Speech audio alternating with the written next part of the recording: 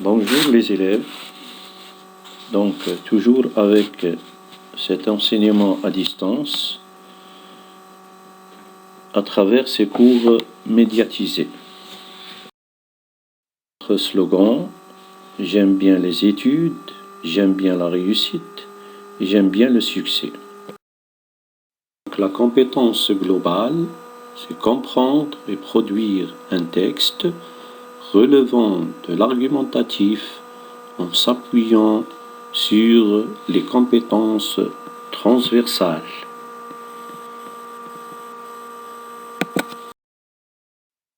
Donc le projet 3, c'est produire des podcasts en faveur de la protection de l'environnement. Donc notre compétence terminale aujourd'hui, c'est la compréhension orale. Tu vas utiliser les compétences transversales, applique des stratégies, comprendre, analyser, synthétiser, critiquer et créer. Donc, tu vas retrouver le thème et le champ thématique, tu vas dégager le point de vue de l'auteur, tu vas relever les arguments qui confortent la thèse de l'auteur, tu vas identifier le type et la visée du texte, et tu vas retrouver l'organisation du texte. Donc le scénario comporte 3 étapes: avant, pendant et après.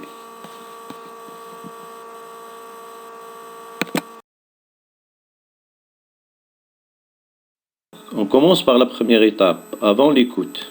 Tu vas écouter seulement le titre, tu vas analyser, prédire, inférer, questionner et clarifier. Je lis le titre 3 fois. L'or bleu sera-t-il le pétrole du XXIe siècle? L'or bleu sera-t-il le pétrole du XXIe siècle?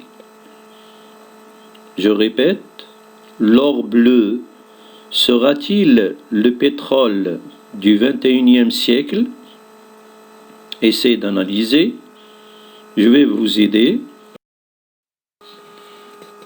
Identifie le type de cette phrase. C'est une phrase interrogative, c'est une question. Qui a posé cette question? C'est le locuteur, l'énonciateur, celui qui parle. À qui s'adresse-t-il? Il s'adresse aux interlocuteurs, aux destinataires, à nous, à tout le monde, à l'un. Sur quel thème s'interroge-t-il? Il s'interroge sur le thème de l'or bleu. Que signifie l'expression l'or bleu? Cette expression signifie peut-être l'eau.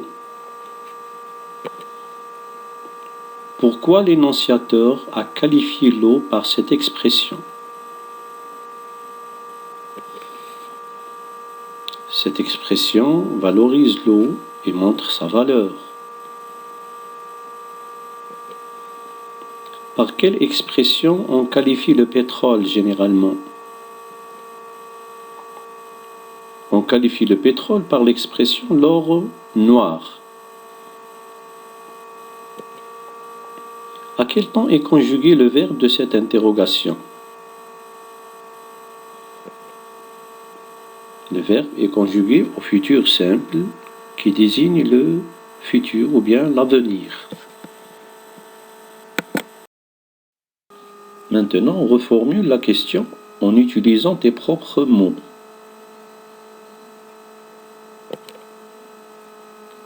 Est-ce que l'eau deviendra le pétrole à l'avenir?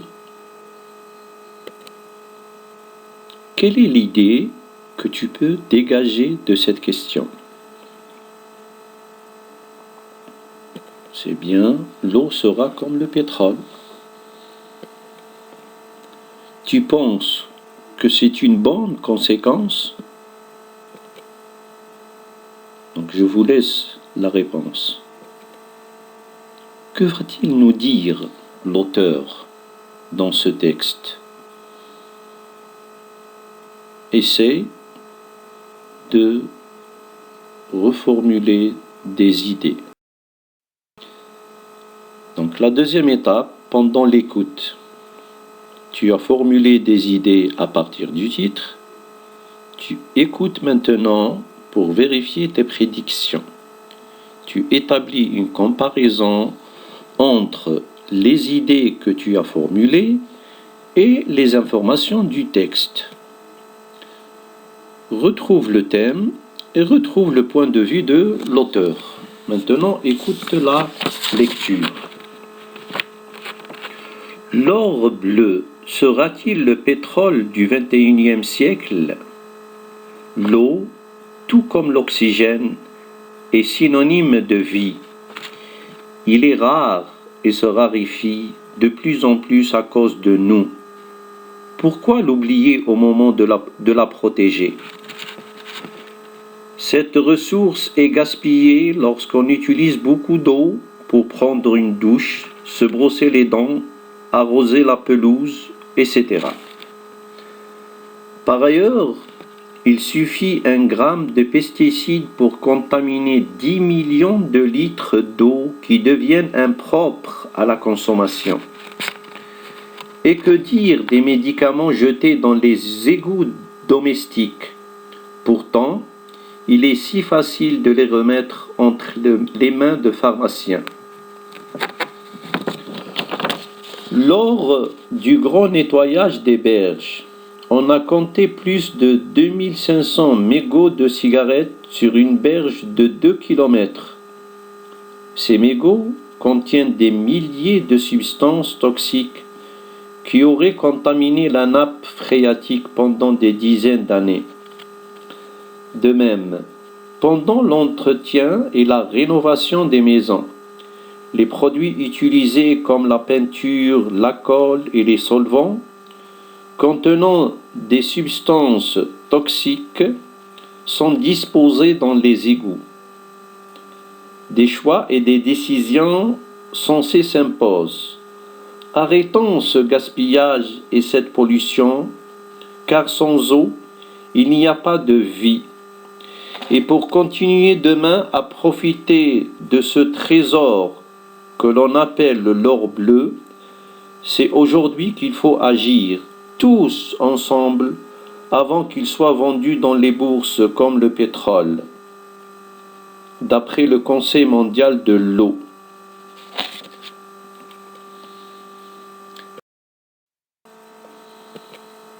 Très bien. Quel est le thème du texte que tu as retrouvé? Très bien. Le thème du texte est l'eau. Maintenant, quel est le point de vue de l'énonciateur? Très bien. L'eau est rare et se raréfie de plus en plus à cause de nous. Que signifie l'expression rare et se raréfie de plus en plus? Très bien, cette expression signifie le manque d'eau. Penses-tu que c'est une bonne situation?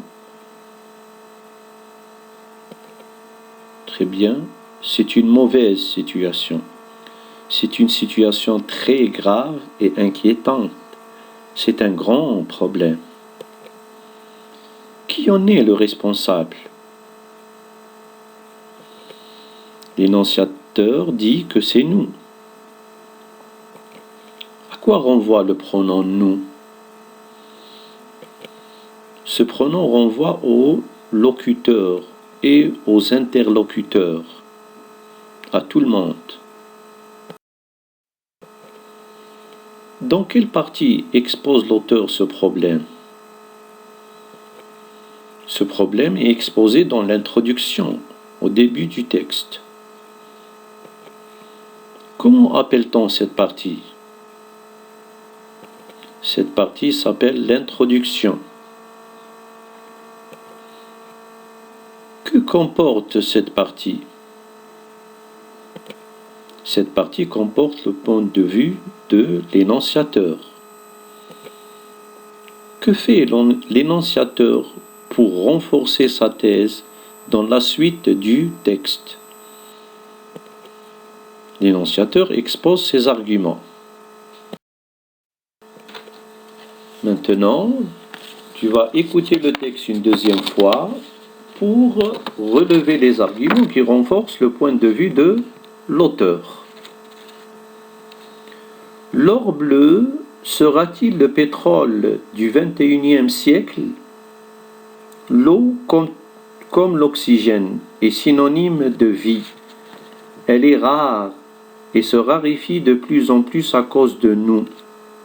Pourquoi l'oublier au moment de la protéger? Cette ressource est gaspillée lorsqu'on utilise beaucoup d'eau pour prendre une douche, se brosser les dents, arroser la pelouse, etc. Par ailleurs, il suffit 1 gramme de pesticides pour contaminer 10 millions de litres d'eau qui deviennent impropres à la consommation. Et que dire des médicaments jetés dans les égouts domestiques? Pourtant, il est si facile de les remettre entre les mains de pharmaciens. Lors du grand nettoyage des berges, on a compté plus de 2500 mégots de cigarettes sur une berge de 2 km. Ces mégots contiennent des milliers de substances toxiques qui auraient contaminé la nappe phréatique pendant des dizaines d'années. De même, pendant l'entretien et la rénovation des maisons, les produits utilisés comme la peinture, la colle, les solvants, contenant des substances toxiques, sont disposés dans les égouts. Des choix et des décisions sensées s'imposent. Arrêtons ce gaspillage et cette pollution, car sans eau, il n'y a pas de vie. Et pour continuer demain à profiter de ce trésor que l'on appelle l'or bleu, c'est aujourd'hui qu'il faut agir, tous ensemble, avant qu'il soit vendu dans les bourses comme le pétrole, d'après le Conseil mondial de l'eau. Dans les arguments que l'auteur a employés. Les arguments retrouvés. Très bien. Premier argument, l'eau est gaspillée lorsqu'on prend une douche, etc. Le deuxième argument, les pesticides contaminent les eaux. Les médicaments jetés dans les égouts domestiques. Quatrième argument, les mégots de cigarettes jetés dans les berges. Et le dernier argument, les produits disposés dans les égouts. C'est bien. Quelle est l'intention de l'auteur? Pourquoi il a écrit ce texte? L'auteur veut nous sensibiliser. Il veut nous faire prendre conscience. Il nous incite à protéger cette ressource. Relève les passages dans lesquels l'auteur nous incite à protéger cette ressource. Très bien. Au début du texte, il a utilisé une question. Pourquoi l'oublier au moment de la protéger? Et à la fin du texte, arrêtons ce gaspillage et cette pollution. Puis il a utilisé une autre phrase. Il faut agir tous ensemble. Donne le type et la visée de ce texte. C'est un texte explicatif à visée argumentative. L'auteur argumente en expliquant. Relève les indices qui indiquent que l'auteur s'implique à cause de nous et arrêtant. Pourquoi l'énonciateur s'implique-t-il dans ce texte? C'est bien. L'auteur ou bien l'énonciateur s'implique parce qu'il est responsable lui aussi, il est concerné. Et c'est une stratégie pour ne pas donner des ordres à ses interlocuteurs. Maintenant, quel est le ton dominant dans ce texte et justifie cet emploi?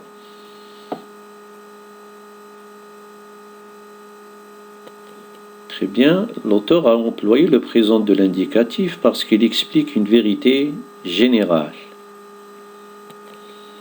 Quels sont les types de phrases employées ou bien qu'il a employées dans ce texte? Donc l'auteur, il a employé des phrases déclaratives parce qu'il explique pour faire comprendre. Il a utilisé des phrases interrogatives pour attirer l'attention des interlocuteurs. Il a utilisé aussi des phrases impératives pour inciter à l'action, inciter les interlocuteurs à agir, à intervenir. Exprime l'idée du texte par tes propres mots.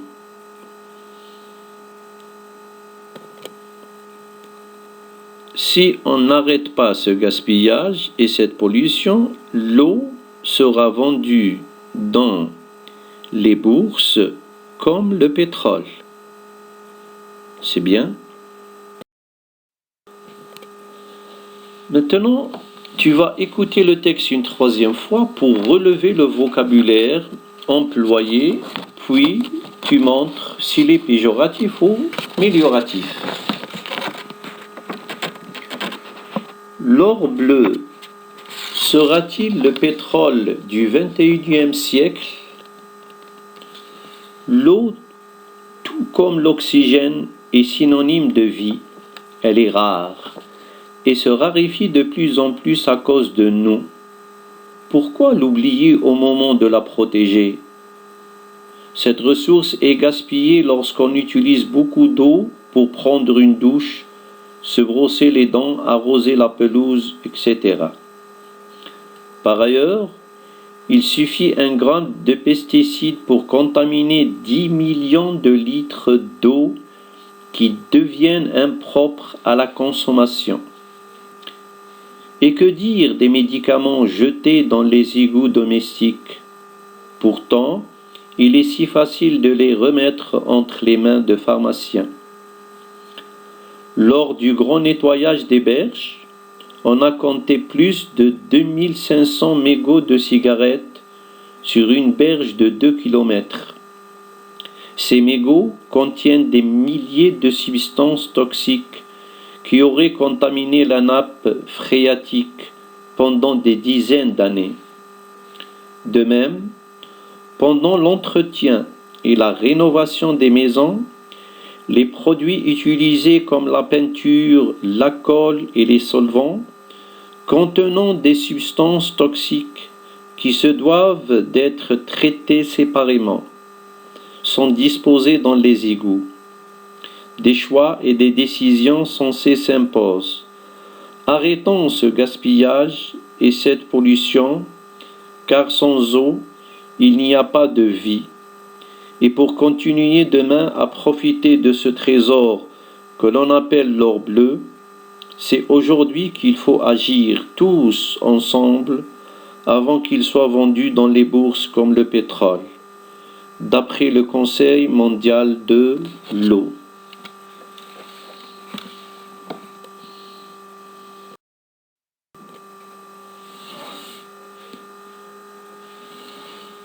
Donc, le vocabulaire employé dans ce texte est péjoratif. Et tu as relevé les expressions et les mots qui le montrent. On a retrouvé rare, raréfié, oublié, gaspillé, contaminé, impropre, égout, cigarette, mégot, toxique, contaminé, toxique, égout et gaspillage. C'est très bien. Maintenant, on retrouve les éléments de la situation de communication. Tu as toutes les informations maintenant, c'est-à-dire qui est l'énonciateur, à qui s'adresse-t-il, quel est le sujet de son texte, comment il a exposé ses idées et pourquoi, c'est-à-dire quelle est son intention. Vous avez toutes les réponses, essayez maintenant de remplir ce tableau.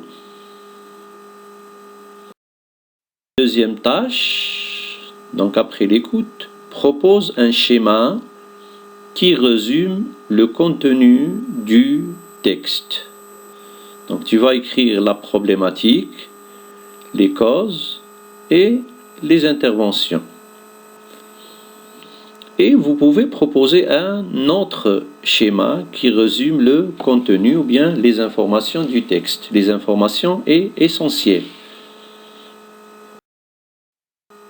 Tu peux proposer un autre titre attractif qui capte l'intention ou bien qui capte l'attention des interlocuteurs et tu vas donner ton point de vue personnel sur ce texte.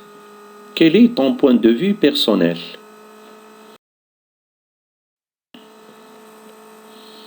Maintenant, c'est une production que tu vas essayer de faire tout seul à la maison pour faire la liaison entre le texte et ton texte. Tu vas faire la même chose.